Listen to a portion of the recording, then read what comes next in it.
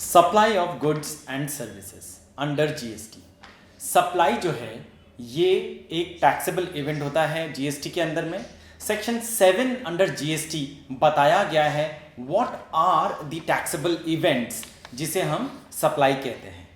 All forms of supply of goods और services और both such as sale, transfer, barter, exchange, license, rental, lease or disposal made or agreed to be made for a consideration by a person in the course or furtherance of business, import of service for a consideration। देखिए यहाँ पे क्या बताया गया है कि any kind of supply, ठीक है, चाहे वो सेल हो, चाहे वो रेंट हो, बार्टर हो, एक्सचेंज हो, उसे हम सप्लाई कहेंगे जीएसटी के अंदर में। और उसमें जीएसटी लगेगा, टैक्सेबल अमाउंट जो भी हमारा निकलेगा, जो भी उसमें चार्ज किया जा रहा है पैसा, उसमें जीएसटी पेमेंट करना पड़ेगा।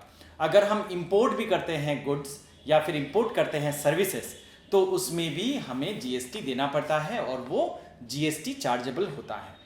The activities specified in Schedule 1 made or agreed to be made without consideration। मतलब शेड्यूल 1 में जीएसटी के अंदर में बहुत सारे शेड्यूल्स हैं। शेड्यूल 1 में जितने भी तरह के सप्लाई हैं वो सारे टैक्सेबल हैं। इनफैक्ट शेड्यूल 2 में भी बताया गया है क्या क्या सप्लाई को हम जीएसटी में टैक्स करेंगे। हम लोग शेड्यूल 2 को डिटेल में डिस्कस करेंगे। शेड्यूल 1 बहुत सिंपल है। कोई भी सेल जो मैंने अभी बताया, sale, exchange, barter, rental, licence, lease, ये सारे हम टैक्सेबल करते हैं शेड्यूल 1 के हिसाब से। नाउ एलिमेंट्स क्या क्या हैं? एलिमेंट्स क्या क्या हैं जो कंस्टिट्यूट करते हैं सप्लाई अंडर जीएसटी? ठीक है, देखिए जो एक्टिविटी हमें बताएगा कि उसमें जीएसटी लगेगा कि नहीं लगेगा वो बहुत सारे हो सकते हैं। उसमें से कुछ यहाँ पे मैंने स्पेसिफाई किया है। The activity involve supply of goods और सर्विसेज और बोथ, मतलब ऐसा एक्टिविटी जिसमें पता चलता है कि गुड्स सप्लाई किया गया है या फिर सर्विसेज प्रोवाइड किया गया है। सप्लाई इज फॉर कंसिडरेशन, मतलब सप्लाई जो भी किया गया उसके अगेंस्ट में पैसे लिए गए, या फिर उसमें स्पेसिफिकली बताया गया है कि पैसे क्यों नहीं लिए गए हैं। The supply is made in the course और फर्दरेंस ऑफ बिजनेस। देखिए इस टर्म का मतलब है कि जब भी हम लोग सप्लाई करते हैं तो वो सप्लाई बिजनेस के कोर्स में होना चाहिए। मतलब आप परचेज या सेल करते हैं, आपका दुकान है, उस प्रोसेस में आपने सप्लाई किया है। चाहे वो कस्टमर को करें तो जीएसटी तो लगेगा ही, लेकिन कभी कभी ऐसा होता है कि आप सप्लाई रिसीव कर रहे हैं किसी और से ताकि आप सप्लाई कर सकें अपने कस्टमर्स को। अगर मैं एग्जांपल के तौर पे कहूं कि आप अगर लॉयर हैं और आपको कोई लीगल मैटर नहीं समझ में आ रहा है तो आप अपने सीनियर लॉयर से पूछेंगे कि मुझे सर इसके बारे में थोड़ा सा डिस्कशन करना था, आप मुझे इसका सोल्यूशन बता दीजिए। तो इन that case whatever supply that senior lawyer of yours will be giving to you is a taxable supply। ठीक है ना, लेकिन उसमें एग्जेम्पशन है, वो हम लोग बाद में डिटेल में डिस्कस करेंगे। अगर एक लॉयर दूसरे लॉयर को सर्विस प्रोवाइड करता है तो वो एग्जेम्प्टेड होता है। Now the supply is made in the taxable territory. Now territory का मतलब क्या है? जैसे इंडिया में जहाँ जहाँ भी जीएसटी का टैक्स लगता है, इस पूरे एरिया में अगर आपने सप्लाई किया है तो आपको जीएसटी देना पड़ेगा। एंड डेफिनेटली हमारा जो पॉलिटिकल बाउंड्री है कंट्री का, वो पूरे कंट्री में जहाँ पर भी आप सप्लाई करें, ये पूरे देश में ही जीएसटी का लॉ एप्लीकेबल होता है। And whatever any kind of supply of goods or services is chargeable to tax। The supply is a taxable supply। taxable supply होना चाहिए, exempted supply होने से नहीं चलेगा। मतलब जिस सामान को आप सप्लाई कर रहे हैं वो सप्लाई जो गुड्स है वो टैक्सेबल सप्लाई होना चाहिए। एक्चुअली गवर्नमेंट जो है कुछ कुछ गुड्स को, कुछ कुछ सर्विसेज को एग्जेम्प्ट करके रखता है कि इन सारे सर्विसेज और सप्लाई ऑफ गुड्स में टैक्स नहीं लगेंगे। तो वो हम लोग डिटेल में बाद में वापस डिस्कस करेंगे। और ये जो सप्लाई है इसे एक टैक्सेबल पर्सन ने किया है। अगर एक नॉन टैक्सेबल पर्सन करता है, मतलब क्या टैक्सेबल पर्सन का मतलब है? टैक्सेबल पर्सन का मतलब होता है GST dealers. Any GST dealer अगर वो प्रोवाइड करता है गुड्स या फिर सर्विसेज तो उसे जीएसटी भरना ही पड़ेगा। तो टैक्सेबल पर्सन का मतलब होता है a person who is registered under GST act. एक बार वापस से अच्छा से अब हम लोग समझते हैं कंसिडरेशन का मतलब क्या होता है, कि what do we actually mean by consideration. देखिए, consideration is the most important element in supply of goods. ठीक है, तो कंसिडरेशन समझना बहुत ज़रूरी है। यहाँ पे कंसिडरेशन का मतलब होता है किसी भी तरह का पैसा लेना। ठीक है, हम लोग जब सप्लाई कर रहे हैं तो उसका एक मिनिमम अमाउंट, चाहे वो 1 रुपये हो या 1 करोड़ रुपए हो, so whatever amount you are receiving from your service provider or goods provider, in that case जो भी पैसा आप उसको पेमेंट कर रहे हैं उस पर आप जीएसटी उनको भरना पड़ेगा। ठीक है, अगर आप सप्लाई कर रहे हैं गुड्स और सर्विसेज तो फिर आपको कंसिडरेशन तो मिलेंगे, उस पर आपको जीएसटी भरना पड़ेगा। तो अगर डेफिनेशन के हिसाब से जाएं तो यहाँ पे है कि any payment made or to be made without whether in money or otherwise in respect of, in response to or for inducement of supply of goods or services or both, whether by the recipient or by any other person। ठीक है, मतलब क्या है कि जब आप goods या services provide कर रहे हैं, ठीक है, इन दैट केस आपको पैसे मिले। ठीक है, अगर आप रिसीव करते हैं पैसा, कंसिडरेशन आपने रिसीव किया from the party who is getting the services और गेटिंग द गुड्स, या फिर किसी और आदमी ने उसके बिहाफ में पैसे पे किए, तो वो टैक्सेबल सप्लाई कहा जाएगा, उसे कंसिडरेशन कहा जाएगा। देखिए, जो कंसिडरेशन है it is not always given for doing a service, for performing a service और फॉर डिलीवरिंग गुड्स। ऐसे बहुत सारे सिचुएशन होते हैं जहां पे आपको काम नहीं करने के लिए पैसे दिए जाते हैं। नहीं करने के लिए मतलब क्या है कि forbearance to the act। So the monetary value of any act or forbearance in respect of, in response to or for the inducement of the supply of goods or service or both, whether by the recipient or by any other person on his behalf।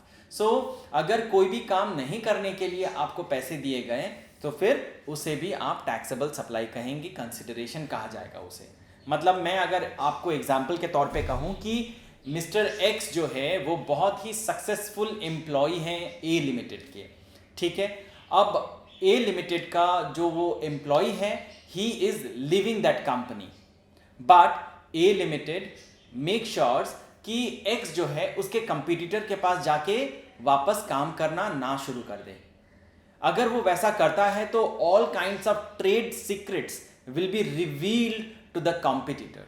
So in that case A limited में offer X, mister X कि आप पैसे ले लीजिए, लेकिन आप अब मेरे कंपटीटर के पास जाके जॉब मत करिए, आप मेरे ट्रेड सीक्रेट्स उन्हें बता दीजिएगा।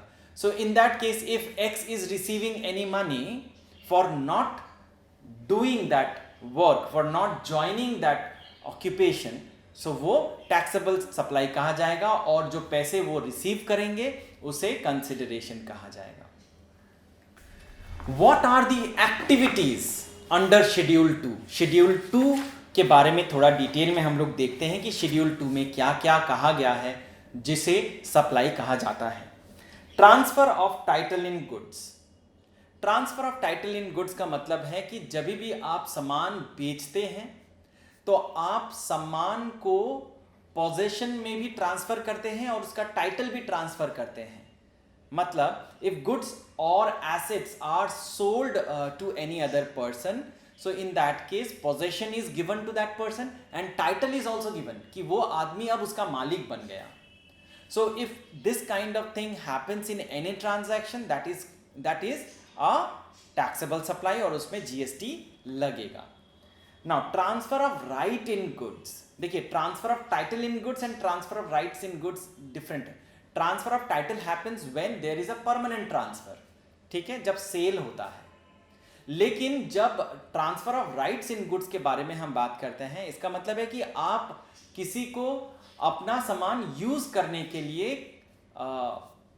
पावर दे रहे हैं, ठीक है, उसे परमिट कर रहे हैं कि that person can use your goods.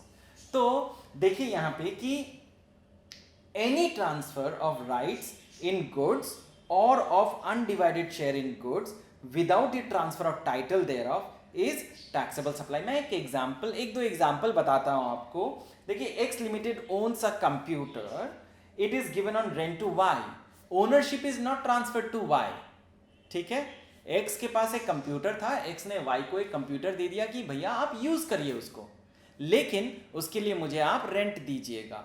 So in this case X is giving permission to mister Y कि you can use my computer in respect of a certain amount of rent.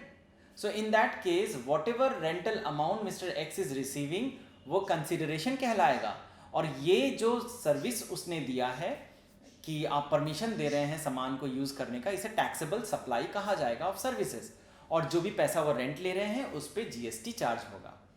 दूसरा example मैं और एक बताता हूं कि X limited and Y limited own a manufacturing unit, X limited transfer it share in the manufacturing unit to Z. However, Y Limited retain its share, thus complete ownership of the manufacturing unit is not transferred. The transaction of transferring undivided share in the manufacturing unit Z is a supply of services. ठीक है, क्या क्या क्या कहा गया यहाँ पे कि X और Y जो है एक मैन्युफैक्चरिंग यूनिट को ओन करते हैं। X लिमिटेड ने क्या किया कि वो Z को ट्रांसफर किए शेयर्स इन मैन्युफैक्चरिंग यूनिट। ठीक है, मैन्युफैक्चरिंग यूनिट का शेयर उसने Z को भी दिया, लेकिन however Y limited retain it share, Y limited ने अपना शेयर नहीं दिया, Y लिमिटेड ने अपना शेयर नहीं दिया कि X ने कहा कि Z भी कंपनी का मालिक बनेगा, Z भी काम करेगा हमारे साथ, लेकिन Y ने नहीं दिया। So in that case the complete ownership of the manufacturing unit is not transferred. ठीक है, सो पूरा शेयर तो ट्रांसफर नहीं हुआ, लेकिन ये टैक्सेबल सप्लाई कहा जाएगा। नेक्स्ट आते हैं, transfer of title in goods under forward contract. Forward contract का मतलब क्या होता है? Any transfer of title in goods under an agreement which stipulates that property in goods shall pass at a future date upon the payment. ठीक है, और full consideration. तो क्या है कि फॉरवर्ड कॉन्ट्रैक्ट का मतलब है कि व्हेन गुड्स आर ट्रांसफर्ड, ना अभी मैं ट्रांसफर किया हूं, लेकिन उसका ओनरशिप जो है वो ट्रांसफर होगा फ्यूचर डेट में। कब होगा? जब आप पूरा पेमेंट कर देंगे। देखिए, ये फॉरवर्ड कॉन्ट्रैक्ट बहुत ही कॉमन कॉन्ट्रैक्ट है। हम लोग जब दुकान में जाते हैं ईएमआई में सामान खरीदते हैं एंड उसका जो उसमें अगर आप डिटेल में अग्रीमेंट पढ़े तो ईएमआई के उसमें लिखा रहता है कि अगर एक कस्टमर सामान खरीदता है, ठीक है, ईएमआई में खरीदता है, और वो ईएमआई अगर नहीं पेमेंट कर पाता है तो जो दुकानदार है, दैट शॉपकीपर और the seller can recover the goods on failing on the part of customer to pay off the dues।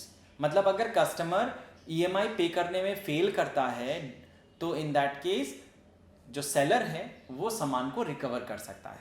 तो उसे हम फॉरवर्ड कॉन्ट्रैक्ट कहते हैं कि जो ओनरशिप है वो ट्रांसफर होता है फ्यूचर डेट में।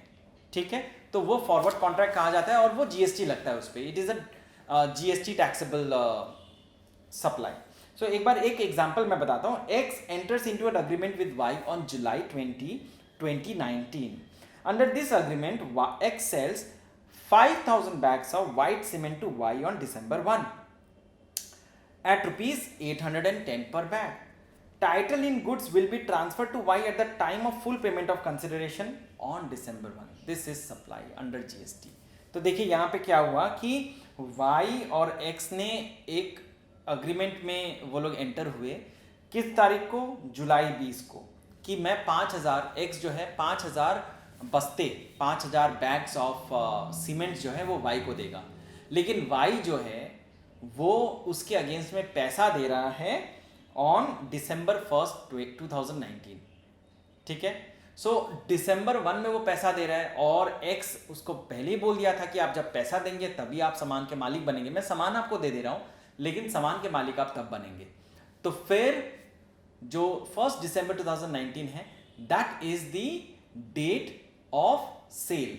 ठीक है, भले ही कॉन्ट्रैक्ट पहले किया गया है, तो इसे हम लोग कहते हैं forward contract and this is a taxable supply of goods. चलिए नेक्स्ट आते हैं, lease tenancy of land and building. ठीक है, any lease tenancy easement lease to occupy land is supply of services. अगर आप किसी भी तरह के जमीन को भाड़े पे चढ़ाते हैं, लीज में देना चाहते हैं, वो टैक्सेबल सप्लाई कहा जाता है। एग्जाम्पल के तौर पे हम लोग देखते हैं X owns agricultural land, X के पास एक एग्रीकल्चरल लैंड है, वो वाई को वो एग्रीकल्चरल लैंड देता है, ठीक है। ईयरली रेंट 24 लाख रुपए वो कलेक्ट करता है, ठीक है। 3 साल के लिए उसने ये लीज वाई के साथ किया, तो ये टैक्सेबल सप्लाई कहा जाएगा, कहलाएगा। चलिए नेक्स्ट आते हैं हम लोग, लेटिंग out of land and building, ठीक है। सो एनी लीज और लेटिंग out of the building including a commercial, industrial और रेसिडेंशियल कॉम्प्लेक्स फॉर बिजनेस और commerce is supply of services. अगर आप कमर्शियल या फिर बिजनेस पर्पस में कोई भी रेसिडेंशियल हो या फिर कमर्शियल प्रॉपर्टी को आप भाड़े पे देते हैं, लीज में देते हैं, तो इट्स अ टैक्सेबल सप्लाई, ठीक है। रेसिडेंशियल होता है तो वो बाद में हम उसके बारे में पढ़ेंगे, लेकिन अगर कमर्शियल या बिजनेस पर्पस के लिए if any building, any land or building is given on lease or rent, it is a taxable supply. Now अब आते हैं जॉब वर्क सर्विसेज पे। देखिए जॉब वर्क सर्विसेज क्या होता है? जॉब वर्क का मतलब होता है कि जब एक आदमी के काम पे दूसरा आदमी थोड़ा सा प्रोसेस करे। For example, I have written a book and that book is requiring binding. अभी तो पेजेस हैं उसमें, it requires binding, so I have given all those pages to a person जो बाइंडिंग का काम करता है। तो वो अगर बाइंडिंग का काम करता है और वो मेरे से अगर पैसे चार्ज करता है तो फिर वो टैक्सेबल सप्लाई कहा जाएगा, तो उसको जीएसटी पेमेंट करना पड़ेगा, ठीक है। So there are many industries where job work are done. Job work का मैं और एग्जांपल देता हूं कि suppose you sell dried flowers.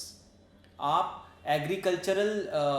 Agriculturist जो होते हैं या फिर जो फार्मर्स होते हैं, हाँ फ्लावरिस्ट होते हैं, उनसे आप फूल खरीदते हैं, उसको आप एक वेंडर को दे देते हैं जिसका काम क्या है कि आप ये फूलों को सुखाइए, उसको और अच्छे से कलर करिए और उसको मुझे दे दीजिए, ठीक है। और वो ये प्रोसेस करने के लिए मुझसे पैसे चार्ज करता है। So in that case any money which is charged by the flour processor is a taxable supply, ठीक है। और वो कंसिडरेशन कहा जाएगा और उसमें उसको जीएसटी पेमेंट करना पड़ेगा। नेक्स्ट आते हैं transfer of business assets, where goods forming part of the assets of the business are transferred or disposed of, the person carrying on the business or so no longer to form part of the asset, such transfer of asset is a taxable transfer. देखिए कि any kind of business asset, चाहे वो business का fixed asset हो या फिर business का current asset हो, अगर वो ट्रांसफर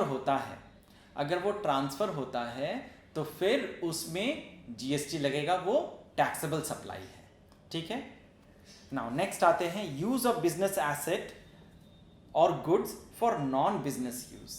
देखिए यहाँ पे क्या बताया गया है कि जब आप बिजनेस के एसेट्स को नॉन बिजनेस पर्पस में यूज करते हैं या फिर किसी को देते हैं यूज करने के लिए, तो क्या वो जीएसटी के दायरे में आएगा?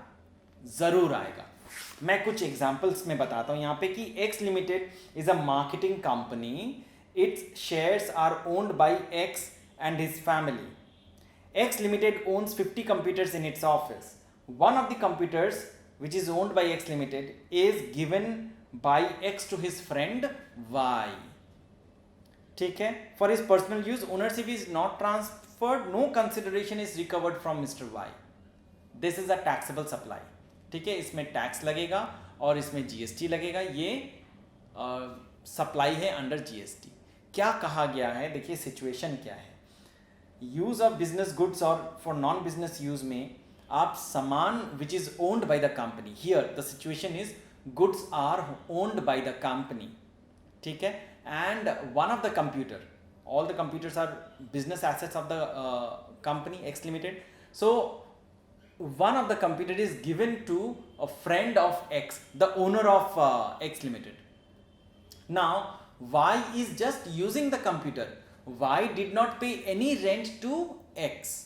ठीक है, वो पैसा भी नहीं दिया X को, लेकिन फिर भी ये टैक्सेबल सप्लाई है और इसमें जीएसटी भरना पड़ेगा। नाउ नेक्स्ट और एक एग्जांपल देख लेते हैं कि Z limited is a manufacturing company, managing director of company is Z।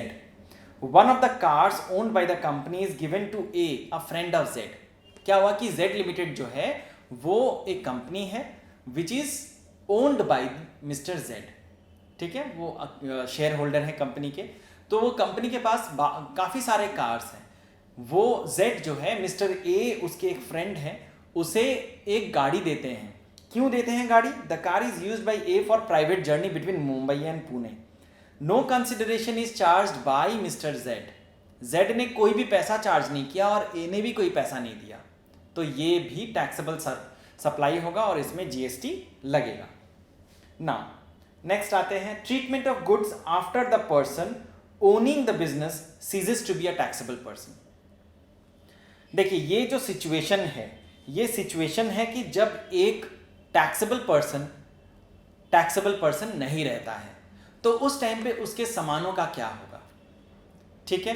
सो यहां पे कहा गया है, लॉ जो है कि when a taxable person ceases to become a taxable person, तो ये इवेंट होने के जस्ट पहले जो भी एसेट है उसके पास, वो सारे सोचे जाएंगे कि ट्रांसफर हो गए हैं, उसमें जीएसटी लगेगा। मतलब क्या है कि अगर मैं बिजनेस बंद करता हूं, सपोज दिसंबर 5 तारीख को मैं बिजनेस बंद करता हूं, तो 5 तारीख को जब मैं बिजनेस बंद करता हूं तो मैं टैक्स जीएसटी डिपार्टमेंट में गया, मैं बोला कि सर मैं अपना बिजनेस बंद कर रहा हूं, तो मेरे को मैं आप जीएसटी टैक्सेबल पर्सन नहीं रहूंगा। तो वो मुझसे पूछेंगे कि बिजनेस में क्या क्या एसेट है, तो बोले सर मेरे पास ये बैलेंस शीट है, ये सारे एसेट्स हैं, तो ये सारे एसेट्स पे का जो भी वैल्यू है उस पर जीएसटी भरना पड़ेगा आपको पहले। तो ये रूल है कि अगर आप अपने बिजनेस के एसेट्स को सेल या ट्रांसफर नहीं करते हैं, वो अगर बिजनेस में ही रह जाता है, लेकिन बिजनेस तो है ही नहीं, business is closing down, so in that case all assets, चाहे वो करेंट हो या फिक्स्ड हो, all will be considered as sold and इसमें जीएसटी लगेगा। एक एक्सेप्शन है, if that business is sold, transferred to another person as a going concern, अगर आप बिजनेस को ऑन गोइंग बिजनेस के तरह से किसी और को बेच देते हैं, इन दैट केस जीएसटी नहीं लगेगा। दूसरा, अगर आपका बिजनेस को कोई सक्सेसर है आपका, जो मतलब आप ही के फैमिली का है, वो आपके बाद बिजनेस को चलाएगा, इन दैट केस ऑल्सो जीएसटी नहीं लगेगा, ठीक है। सो एक बार पढ़ते हैं इसको क्या है। A person ceases to be a taxable person when he ceases to be a taxable person, his business has goods forming part of the business which was carried on by him. If the two above points are satisfied, the above goods shall be deemed to be supplied by him in the course or furtherance of his business immediately before he ceases to be a taxable person. ठीक है, जो भी assets हैं, जो भी property है, वो सारे समझे जाएंगे कि उसे ट्रांसफर किया गया है just before the date when he ceases to be a taxable person. But यहाँ पे दो एक्सेप्शन है। पहला exception, the business is transferred as going concern to another person, या फिर the business is carried on by a personal representative who is deemed to be a taxable person। चलिए अभी इसका एक एग्जाम्पल हम लोग देखते हैं तो it will be more clear. देखिए यहाँ पे मैं एग्जाम्पल के तौर पे आपको बताता हूँ कि X के पास बहुत सारे एसेट्स हैं। सपोज X जो है वो अपना बिजनेस को बंद कर रहे हैं 25 नवंबर 2019 में, ठीक है। So immediately before 25th of November he ceases to be a taxable person, मतलब 25 नवंबर के जस्ट पहले वो टैक्सेबल पर्सन और नहीं रहेंगे। तो उस डेट में 25 नवंबर के पहले उनके पास क्या क्या एसेट्स थे, GST department will ask and mister x will give the following details. He had 20 unsold computers, 84 unsold monitors, 38 unsold printers। तो ये सारे एसेट्स जो हैं इनका इकट्ठा वैल्यू 17 लाख रुपया है। 17 lakh rupees is the total value of all these assets, ठीक है। So whatever value all these closing stocks are having, इसके ऊपर जीएसटी पेमेंट करना पड़ेगा। So it would be deemed that these goods have been supplied by X in the course or furtherance of business। तो ये हम GST department समझेगा, सोचेगा कि एज इफ ये सारे गुड्स को ट्रांसफर किया गया in the course of business of mister x. चलिए आगे बढ़ते हैं। Renting of immovable property. देखिए रेंटिंग ऑफ इमूवेबल प्रॉपर्टी क्या होता है कि आप जब आपका बिल्डिंग है, आप बिल्डिंग को भाड़े पे चढ़ाना चाहते हैं, सो इन दैट केस आपका रेंटल मतलब वो जीएसटी सप्लाई है या नहीं है। तो renting of immovable property is included in schedule 2 is chargeable to GST. It is specifically included in schedule 2 only to remove any uncertainty on the taxability in future. ठीक है, तो ये शेड्यूल 2 में रखा गया है कि अगर आप रेंटिंग करते हैं इमूवेबल प्रॉपर्टी का, उसमें टैक्स चढ़ेगा। सो अभी एक बार अच्छा से डिटेल में यहाँ पे देखते हैं कि renting of all types of immovable property is not chargeable to GST. सारे इमूवेबल प्रॉपर्टी जो है वो जीएसटी चार्जेबल नहीं होता है। ठीक है, क्या क्या जीएसटी चार्जेबल नहीं है उन्हें समझना बहुत इंपॉर्टेंट है। पहला, renting of vacant land without और विथ और without a structure incidental to use relating to agriculture. अगर एग्रीकल्चर से रिलेटेड कोई लैंड है, एग्रीकल्चरल लैंड है और उसका जो बिल्डिंग, उसमें जो बिल्डिंग है उसे आप रेंट में चढ़ाना चाहते हैं, लेकिन वो जो बिल्डिंग है ये स्पेसिफिकली यूज होता है एग्रीकल्चरल पर्पस में। मतलब ये मैं एक कोई गोदाम के बारे में बात कर रहा हूँ, कोई गोडाउन के बारे में बात कर रहा हूँ कि होता है सपोज एक पोटैटो फार्म है, ठीक है, जहाँ पे आलू बनते हैं, आलू का फार्मिंग किया जाता है और आलू के फार्मिंग के लिए क्या है, वी नीड स्टोरेज यूनिट्स। तो वो एग्रीकल्चरल लैंड जो है उसके पास ही होता है, तो बहुत बड़ी बिल्डिंग है। अब वो बिल्डिंग को, अब सपोज फार्मिंग लैंड में जितना भी प्रोडक्शन होता है वो जो प्रॉपर्टी है, जो बिल्डिंग है वो बहुत बड़ा है, तो सफिशिएंट से भी ज़्यादा जगह रहता है उसमें। तो जो लैंड है उसके अलावा भी अगर और भी कोई लोग उसमें आलू रखना चाहते हैं तो वो रख सकते हैं। तो इसलिए जो ओनर है उसने उसको भाड़े पे चढ़ा दिया, तो इन दैट केस वो जीएसटी चार्जेबल नहीं होगा। क्यों नहीं होगा? क्योंकि ये एग्रीकल्चरल पर्पस में यूज होता है। दूसरा, रेसिडेंशियल प्रॉपर्टी को अगर आप रेंट पे चढ़ाते हैं रेसिडेंशियल पर्पस पे, तो फिर जीएसटी नहीं लगता है। Renting out of any property by a government or a local authority to non business entity, अगर कोई भी सरकार, चाहे वो सेंट्रल हो, स्टेट हो या लोकल गवर्नमेंट हो, लोकल अथॉरिटी हो, वो अगर किसी भी नॉन बिजनेस एंटिटी को, याद रखना है, नॉन बिजनेस एंटिटी को अगर कोई भी प्रॉपर्टी रेंट पे देता है तो उसमें भी जीएसटी नहीं लगता है। Renting of precincts of a religious place meant for general public owned or managed by a charitable institute, अगर कोई रिलीजियस प्लेस है जिसे पब्लिक के लिए रेंट पे दिया जाता है, जैसे एग्जाम्पल के तौर पे बहुत टाइम पे क्या होता है कि जो बड़े बड़े रेंटल जो चैरिटेबल इंस्टीट्यूट्स होते हैं, चैरिटेबल प्लेसेस होते हैं, मंदिर वगैरह के, वहाँ पे लोगों को भाड़े पे कमरे दिए जाते हैं रहने के लिए। ठीक है, so in that case since it is related to religious place, उसमें हमको कोई भी जीएसटी नहीं देना पड़ेगा।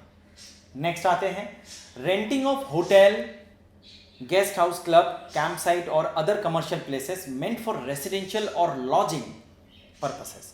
अगर आप कोई भी होटल चलाते हैं और उस होटल को रेसिडेंशियल पर्पस के लिए, लॉजिंग के पर्पस के लिए लोगों को, पब्लिक को देते हैं, तो फिर उसमें जीएसटी नहीं लगेगा। लेकिन यहाँ पे एक पॉइंट है, the point is the rental value on a per day basis should not exceed ₹1000। ठीक है, 1000 रुपये से ज़्यादा नहीं होना चाहिए रेंटल वैल्यू पर डे, तभी उसको जीएसटी के दायरे के बाहर रखा जाएगा, अदरवाइज उसमें जीएसटी चार्ज हो जाएगा।